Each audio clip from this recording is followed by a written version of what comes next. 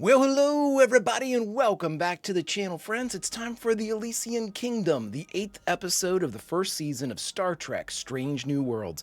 Been absolutely digging this show. The last 2 episodes have, in my mind and for my money, have been unbelievably great. Lift Us Where Suffering Cannot Reach is number 6 and 7. The Serene Squall, where we got to meet Captain Angel, which I thought was a fantastic character that they introduced. Can't wait to see where they take us with this one, friends. Before we get started, though, if you could do me a huge favor, hit that like button, smash that subscribe, ring that bell for notifications.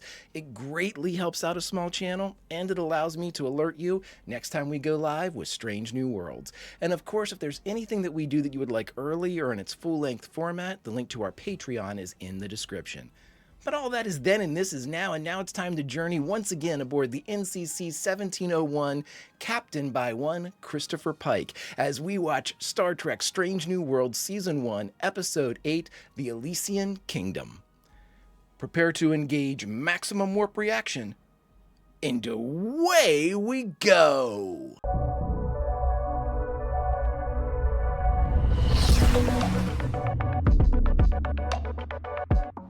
You've read this like 100 times. That doesn't mean that the ending couldn't miraculously change. Oh, I'm so down to learn more about this Chief story. Medical Officer's personal log. So I've been continuing my own research. The patient's condition has not improved. Every minute has become invaluable. She has so little time left. Oh, no. You need to go back in, Rukia. Just finish it with me. Please. You got to, man. You gotta take every... Oh, it's the book he's reading. But you wanted me to read it to you. I know. It's just, I always wish the Huntress would come along and help. You know, like get together with Sir Adia and rescue the king. What a sweetie. Give up his greatest The weapon, Mercury Stone. or rescue Princess Talia. I know. But what if we could change the ending? Let's do it. Come on, Mbenga. Make it up, man. When you're grown up, you'll write your own stories. You can have any ending you like. But I have to get better first. You do. When I'm better, can I see your quarters? I'll take you to see the whole ship. Oh my god, I love this storyline. I love you too. He is so good. Good night. God, that must be so hard for him. I have never seen this actor before, and he is phenomenal. I wonder if he's using any of that stuff we got from our one place, Lift Us Where Suffering Cannot Reach. The doctor gave him... Christine does not know she's in there, right? Oh no! QND contained. He took a face full of that shit. Are you getting any closer? No, Oh, my time is not running out. There has to be a cure. I just need to find it. oh my god. The highest of stakes. I will ensure that the London Pods is cleared for duty immediately. But first, why don't you get some rest? You can see to the landing party when you're feeling better. I'm fine. Take it as an order then, Doctor. The crew isn't going anywhere. And neither is Rukia. I love number 1 too. Thank you, Anna. Mbenga is so cool. I can get used to this. Sir? This? No battles, you- no chaos, just scanning a nebula and focusing on the science. That's what I'd do, man. You have repeatedly told me that humans have a superstition against calling attention to good things by saying them out loud. Why, Mr. Spock? You were listening. Course set and ready for warp. On your mark, sir. You gonna say the thing? Hit it.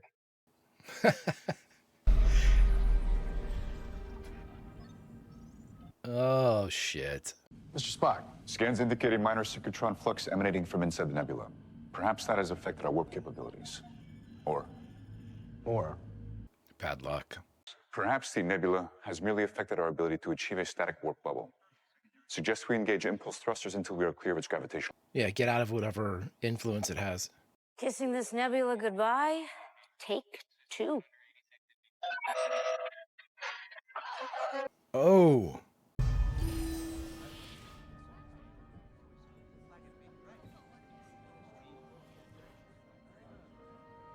Oh, that shit that he's hallucinating. All hail the king! Oh, man. What the hell? What the hell? Oh, Chris is going to tell us about the final frontier. Good setup. So Mbenga's probably, whatever hit him in the face, he's probably deep in some types of psychosis. So we'll have to see. I'm assuming because he wasn't present on the bridge that those events are accurate, because you wouldn't have a narrator, or perceptions of a compromised narrator extend beyond their scope of awareness. So yeah, they're gonna need him. They're gonna find him like comatose or something. So I wonder if that conversation with Una was right or real. Cool. I like how this show goes about doing stuff like this. This is really interesting. Weaving in the existing storylines. That's probably my favorite storyline, the one with Rakia and Mbenga. It's so compelling. Such a compelling storyline. I really can't wait to see what they do with that. It'd be so awesome if she ends up becoming somebody famous, that, like a captain or something, or some type of leader, writer, like he said, that maybe has something to do with something in the future. I'm assuming he saves her. I mean, full disclosure, I'm going to be devastated if something happens to that little girl. Such a sweetie. All right, friends, let's see what they got for us. Starting off good here. I came to see Ortegas, but... Ortegas. Oh, this is going to be great. Sir Adia, from the book. The book, sire. The book, sire. If it is jokes you desire, I could summon the court jester. Summon the court jester! Oh, I want to see who that Hold is. the jester! Perhaps it would be best if you took a seat, King Ridley. Maybe I should sit. I like how they didn't do a new, brand new set. It's just a redressed Enterprise. Computer, are you registering any abnormal readings on the bridge? Computer. He obviously means the Oracle. Computer. Well, at least he still has... But... The explosion. Perhaps the 3QND is causing me to hallucinate. Yeah. So that's in his hallucination, the Enterprise still... A mysterious, smoky wall. It has engulfed the entire kingdom, sire. The nebula. Sorcery is a coward's weapon. Give me a clean kill by sword any day. Really? Really? It's so funny. Anson Mount's going to tear this up. A magical device called the tricorder. It will give me some answers. I mean, there's no way this is real, right? But see, we're sticking with the perception without him around.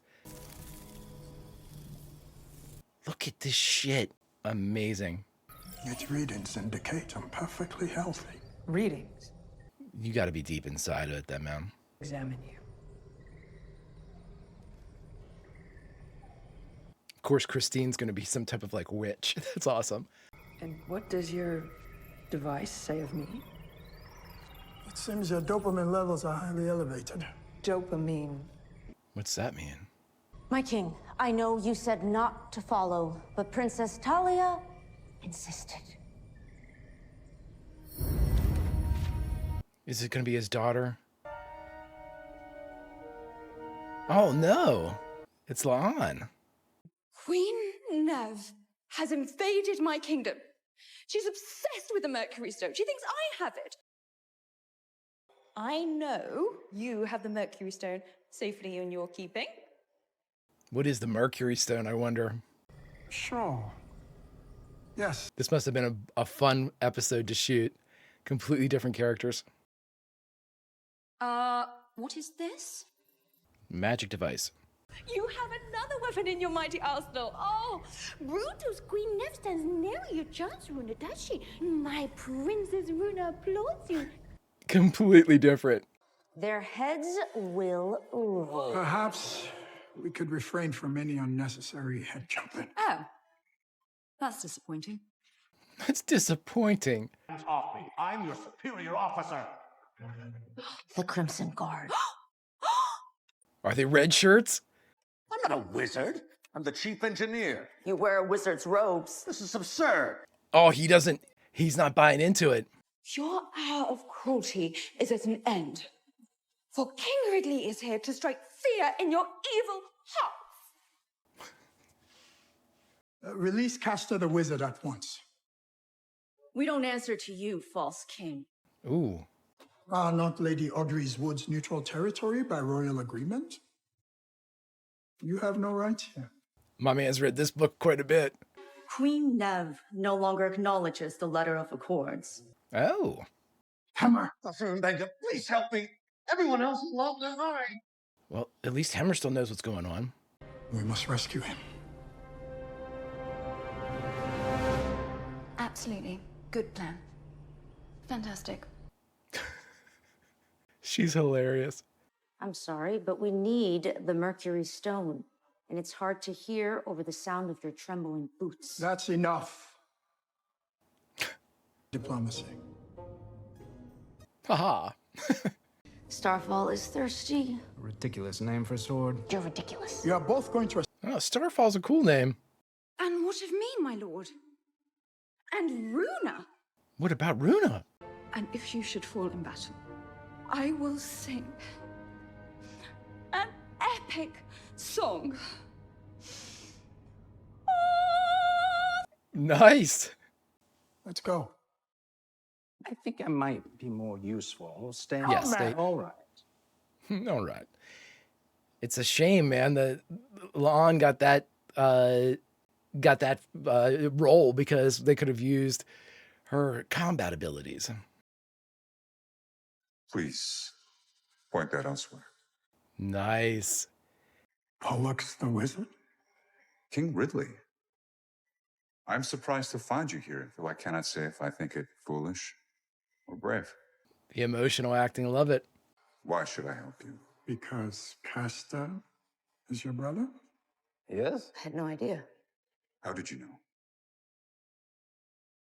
And you would help Castor, not merely use him for his power? If you lead us through the swamp, I promise to free him. I shall aid you then. There is a way around the swamp. I do not trust you, Spock. Or Pollux. Are you sure we can trust him? No. No. I'm sure we can't trust him. But that's okay. This is still the only way to get to Castor.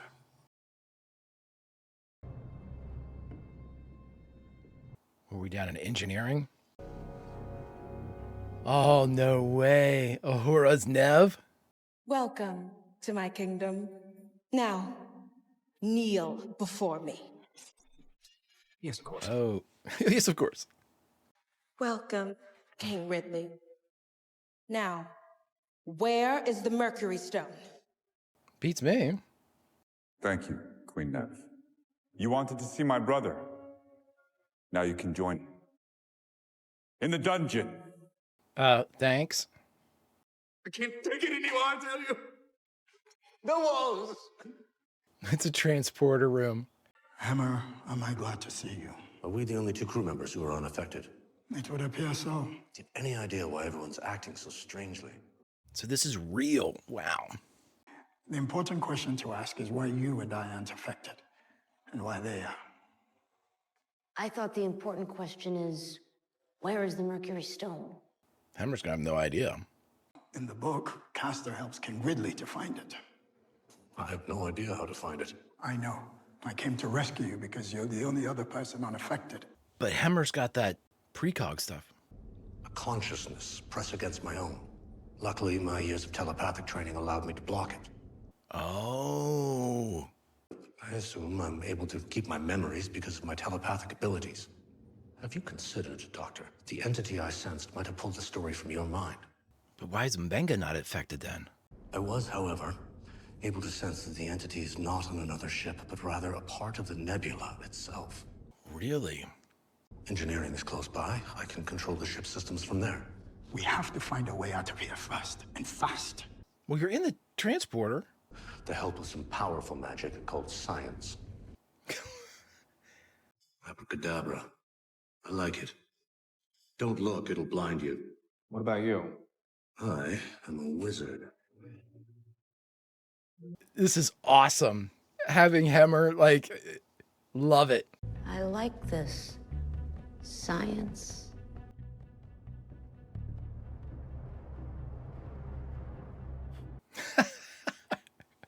Oh, this must have been so much fun to shoot.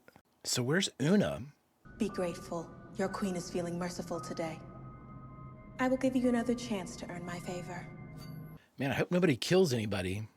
That would be terrible when you come out of it. Get out of our way, or what? You're unarmed.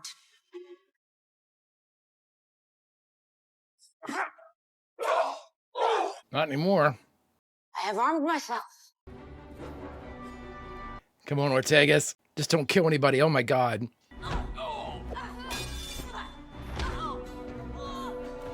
Go, Erica.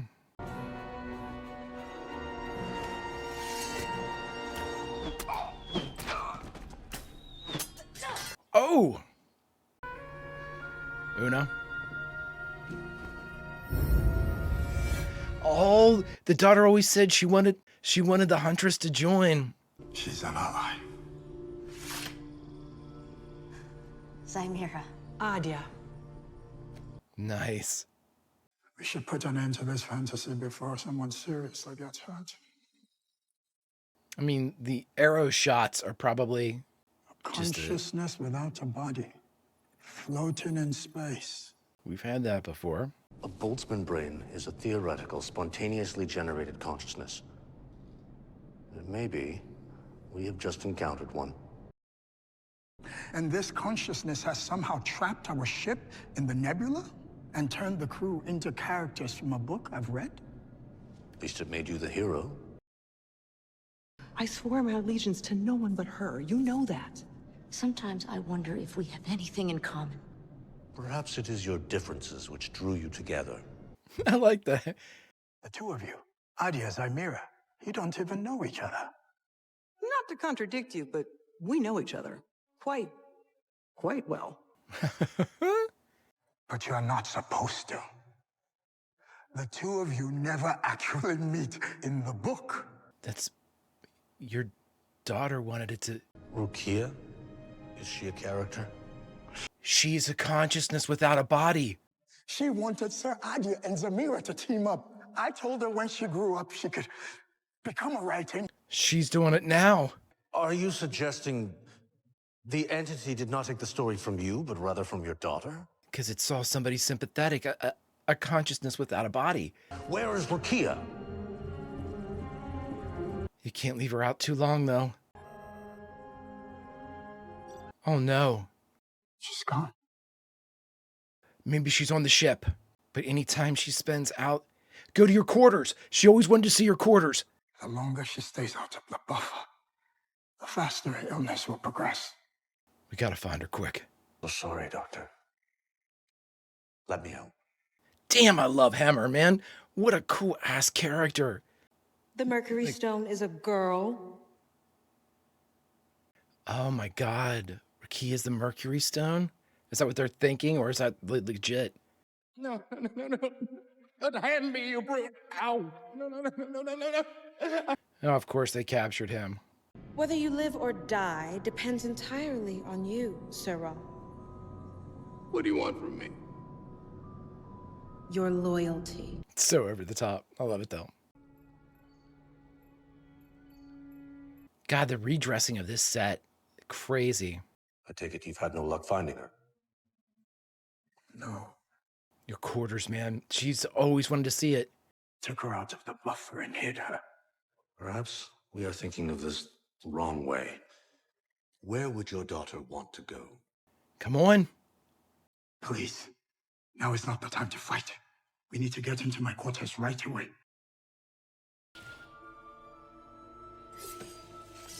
Oh, you son of a bitch. I should have known you would betray us, Roth. Truthfully, I should have known it as well.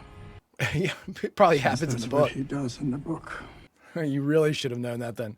The girl in his quarters. Let us have her and I'll let you and Castor live. No. Turn away now, or I'll unleash the full power of my powerful wizard powers. What are you doing? Teleporter, transporter. Love it. I found this in sickbay. Synced it to trigger the transporter. They're in cargo bay 12. Magic of science prevails. Too much? I know. Just enough, buddy. Perfect.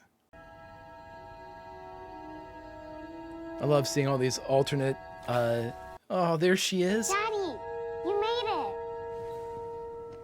Get her back in there, quick. She rewrote it. She did it. Brand new story for her.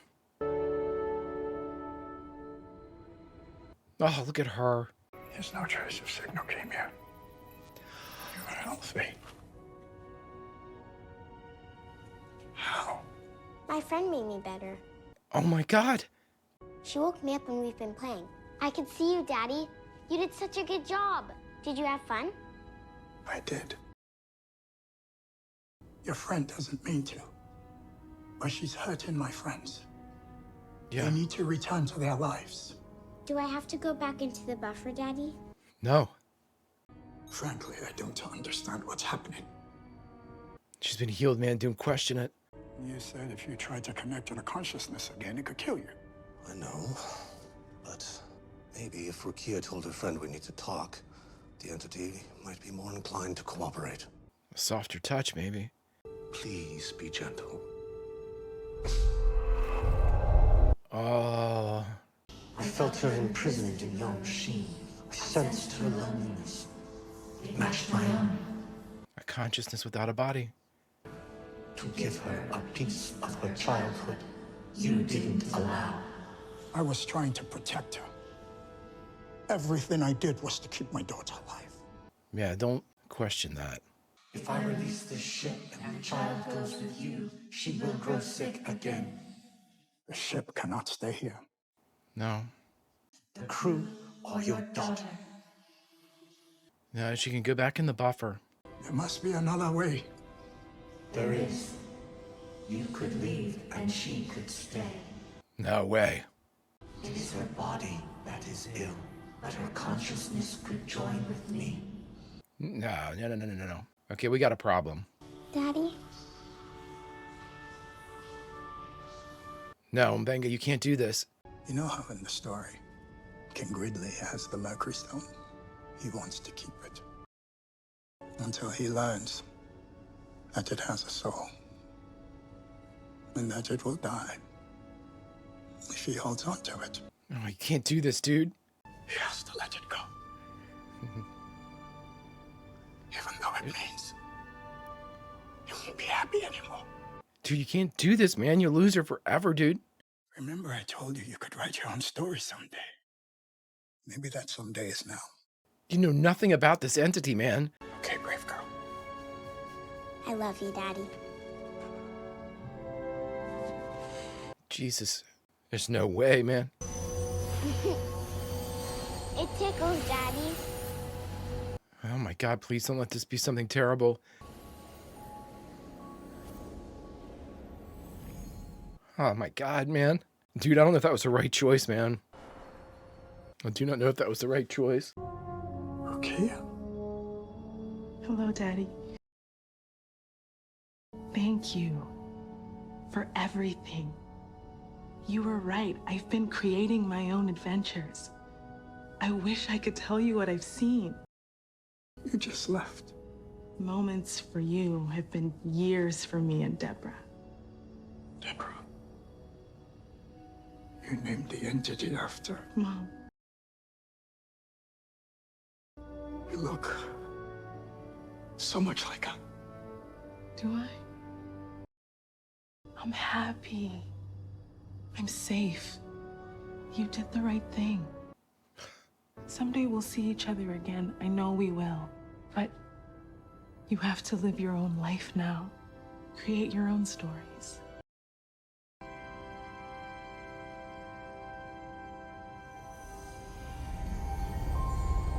Oh my God, dude, amazing acting. I have been through something extraordinary, and no one on the ship remembers. Tell me. You know what happened in the missing 5 hours. Sounds like a hell of a story. It is. It begins like all good stories. Once upon a time. Holy shit. Oh, that wrecked me at the end there. All right, everybody, we just got done watching Star Trek Strange New Worlds, Season 1, Episode 8, The Elysian Kingdom, and the only thing left to do is talk about it. All right, everybody, we just got done watching Star Trek Strange New Worlds, Season 1, Episode 8, The Elysian Kingdom. Wow. First and foremost, some uplifting comments. So before we get into the overall story, I bet you, and I said this during the reaction, I bet you the actors had a blast with this one. I mean, I bet you, you're playing a completely different character. You're wearing completely different wardrobe. You are, different mannerisms, different actions, completely different setting, different, it must have been a trip. It must have been so much fun to show up to work, for however many days they shot this and be able to be somebody completely different, but with the people that you're used to, and with the exception of, Mbenga and Hemmer's actors. But, again, it was just an interesting thing. And, tips to the prop department. Oh, my God. Great job redressing the Enterprise sets with like the heraldry and the vines and, adding in like the almost the atmospheric effects with like the smoke. We had the fog at one point. Really, really cool stuff. Really well done. Very imaginative. I think it was a really interesting way to do it because you could have gone like the completely other way where, like Mbenga's, the doors had opened and they were in an actual like, a banquet hall or something like that with stone walls, a completely, not a redressed Enterprise, a completely new set, but they didn't. And I think that's what kind of really sold me on the episode.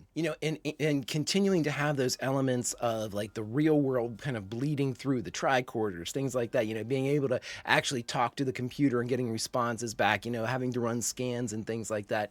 I thought it was really, really well done. Very interesting. Like I said, just a great testament to the acting professionals that are on this because, being able to switch and play these roles and again, have fun with them. You could see them having fun with these roles. And I thought it was just really, Uhura especially, I thought was really having fun with this like sinister role, that they had. The one thing I would have said was Spock needed to have a little bit more emotion, just to really allow Ethan Peck to just absolutely, just go crazy with this role. But again, total nitpicking. I think it was La'an's character was the best. I mean, that was the opposite end of the spectrum from the stoic, security chief all the way over to the princess who was, obsessed with her dog and herself and singing. Really, really cool stuff. Very, very interesting. And I liked it quite a bit. It was a great way, I knew I was going to like this episode when we started off at the very, very beginning. At the top of the episode, Chris, is looking out and he goes, I can get used to this. This is why I'm here. Going out, cataloging and categorizing nebulas, exploration, the science. That's me too. I am 100% down with that. That is, do I like good ship-to-ship combat? Yeah, sure, absolutely. Every once in a while. Do I like, having like these, tense moments? Absolutely. But I think that for my money, the beauty of Star Trek is always in the discovery of the unknown, in whatever manner that is quantified.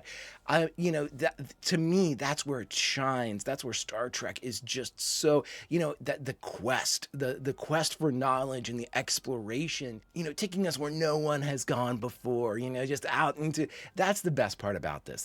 For me, that's the best part about Star Trek. The technology's great, the characters are great, obviously, but you place these awesome characters into the vein of discovery, of explorers, of, scientific, mysteries unraveled and, solved. I just think that's the best. And I'm 100% with Chris when he was sitting there looking out at that nebula and going, this I can get used to. And I was like, I am with you, bro. That is exactly what I'm thinking, man. So all in all, I thought it was an incredibly great episode. Really solid, really well done.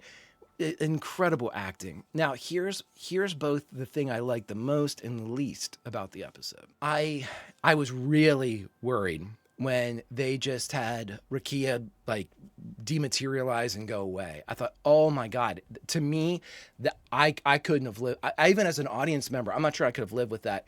As far as, accepting it, but just to have her go and then just kind of take at face value this unknown entity saying it was going to protect her and, but having her come back as an adult that has experienced all these things and, kind of to reassure her father that she's okay and he made the right choice, that was heartbreaking, but also beautiful, and Mbenga's actor, who I've got to get these names down. Sitting there and him, the reactionary looks that he was giving with the tear welling and then finally dropping. That is masterclass stuff. To be able to call that up and to be able, in the moment, while the lines are being delivered and not, kind of fabricate, emotion or whatnot. A lot of, I don't want to, there are a lot of actors, especially TV actors, need prep for sorrow and things like that. And I always found that those that can just generate it, within a 10, 30-second window, they're cut from a different cloth. And that was definitely, Mbenga, when he did that, that was definitely just such a beautiful moment, such just an expressive, genuine moment. You know what I mean? And I believed him when Rakia said, "Promise me you'll be happy." And he said, "I will." And I don't think that was a lie for her sake or a lying to himself. I literally think that that's what he meant. He was going to be happy, because he knew that she was okay. And she said, "I know that we'll see each other again." And it just, as a dad, that just really got me, man. And sorry. I think it was so well done. My only regret, and this is why I didn't like this is my only regret, is that I think that in the most bizarre way, I wish they would have allowed this storyline to have legs a little longer. Now, I know that we're at episode 8 of season 1, and we only have 2 more episodes left. So, I guess they're wrapping up certain things. Probably didn't know if they had a season 2 at this point, certain things like that. I would have liked to have seen that storyline carry forward, have him, make headway and then failures, and, maybe keep her in the buffer. I know it's terrible to say, for a season or 2, and then have this very episode, the Elysian Kingdom, in like season 3, episode 8. You know what I mean? I think that, and I think that's a testament to a fantastic storyline, is you don't want it to end. It is so good. It was such just a very compelling piece of narrative to have in play. I'm really sorry to see it go. Now, again, they could do something completely different and really evolve it and, bring Rakia back in some form or another. And I'm sure that they definitely have plans in the works, that she wouldn't have said that, I know we'll see each other again if they didn't. But I guess it's just, I wanted more. And like I said, I don't think there's anything wrong with that. It's just a very compelling storyline. And in a weird way, too, I think that I'm being very hypocritical here, but again, what do you all think about this? So far, for me, when I think of Mbenga, I thought of Rakia in the transporter buffer, the medical transporter buffer, thinking, what's going to happen with that? It's like, I told you, my very favorite storyline that they've introduced so far. Head and shoulders, really, to be very, very fair, above everything else.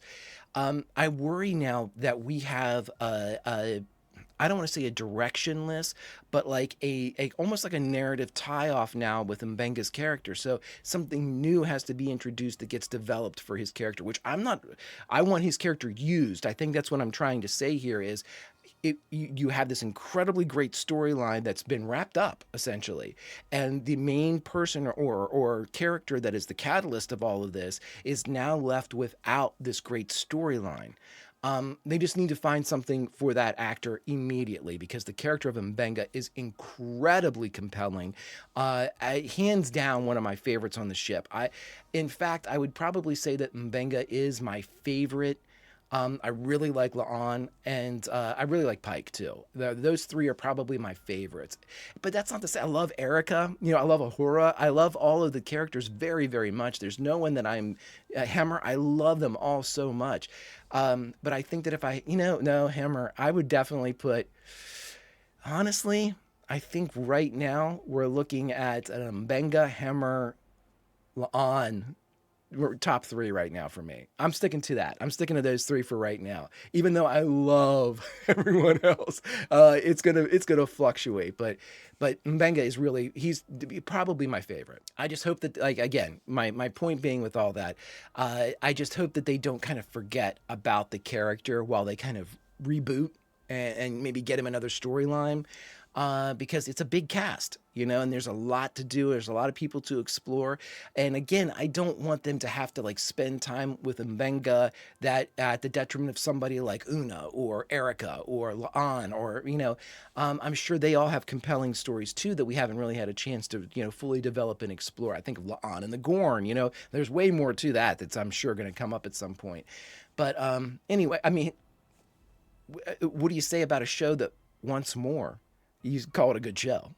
Friends, if you could do me a favor, hit that like button, smash that subscribe, ring that bell for notifications, and you'll be alerted next time we go live with Strange New Worlds or any of our sci-fi fare. And of course, if there's anything that we do that you would like early or in its full-length format, the link to our Patreon is in the description. But that was then and this is now, and now it's time to say goodbye, my dear friends. But where do we say goodbye from this, the 8th episode of the first season of Star Trek Strange New Worlds? Well, I think that's up to you. Because we all are a part of the story too, the Elysian Kingdom. And right now, we are subjects inside that kingdom. Now, do we serve Queen Nev? Do we serve the good king? Or do we serve ourselves, much like the Huntress does? I leave it up to you, friends. But since we are all in the kingdom, promise me one thing. Join me for an ale wherever they serve one. Until we get a chance to watch this fantastic show again, my friends, Vulcan roll. And I'll see you.